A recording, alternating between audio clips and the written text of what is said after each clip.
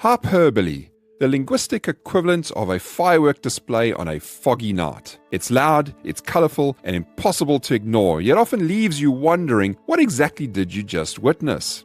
Defined simply, hyperbole is a figure of speech in which exaggeration is used for emphasis or effect. It's the spice of language, the overzealous cheerleader of rhetoric, always jumping up and down, waving pom-poms and shouting, "Hey, look at me." If metaphor is the elegant ballerina, hyperbole is the stand-up comedian with a megaphone, promising laughs whether you are ready for them or not.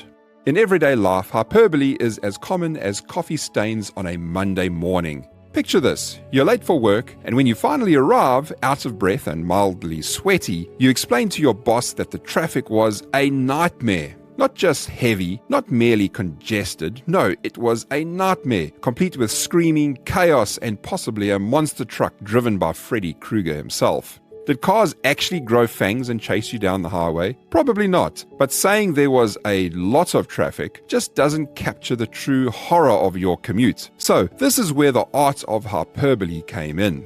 Hyperbole also thrives in the realm of storytelling. Consider the fisherman who claims, "I caught a fish this big," while stretching his arms so wide you'd think he wrestled a shark. Whether the fish was actually the size of a whale or a guppy with delusions of grandeur is irrelevant. The point is, in that moment, it was a titanic battle between man and beast.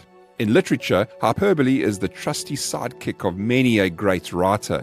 Take William Shakespeare, who never met an exaggeration he never liked. In Romeo and Juliet, Romeo declares, "There is no world without Verona walls, but purgatory, torture, hell itself." Romeo, my man, I get that you're in love, but really, no world outside Verona?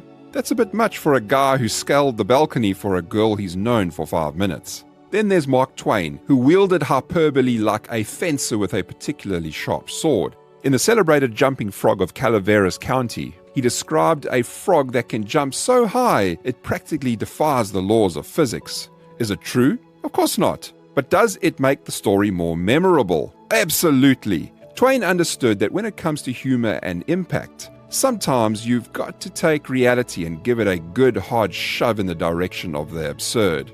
Hyperbole also sings loud and proud in the world of pop music. Just look at Bruno Mars's Grenade, where he croons, "I'd catch a grenade for you, throw my hand on a blade for you, I'd jump in front of a train for you." Bruno, that's a lot of self-sacrifice for someone who might not even text you back. Or consider the classic anthem, "Ain't No Mountain High Enough" by Marvin Gaye and Tammy Terrell. No mountain, no valley, no river. Either these two are ridiculously fit or they've mastered the art of hyperbole. But hey, when in love, anything's possible, especially when set to a catchy beat.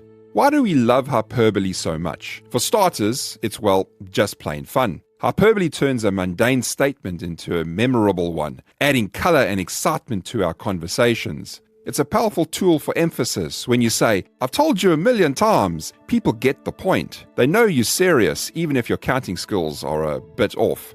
Hyperbole also helps us to express emotions that might otherwise be difficult to convey. Sometimes saying, "I'm happy," just doesn't cut it, and only, "I am so happy I could hug a cactus and call it fun," makes the point. However, be aware, hyperbole, like sugar, is best used in moderation. Overdo it and you might risk becoming the boy who cried wolf. Or worse, the boy who cried, "There's a wolf the size of a T-Rex with laser eyes and a jetpack." If everything is always the worst ever or the best in the history of the universe, eventually people might start tuning you out, assuming your reality is permanently turned up to 11. Moreover, hyperbole can sometimes lead to misunderstandings. If you claim, "I'm starving," someone might take you seriously and start organizing Live Aid all over again, when all you really wanted was a hot dog. In the end, hyperbole is the linguistic equivalent of a tall tale. It's not meant to be taken literally, but it sure makes a good story. It's the tool that we use to inject humor, passion, and a drama into our language, transforming the mundane into the magnificent. Just remember, like a well-seasoned fish, a little goes a long way. And remember, the best hyperbole ever told is so epic that it caused the earth to stop spinning. And even Shakespeare whispered, "Now that's a bit much, don't you think?"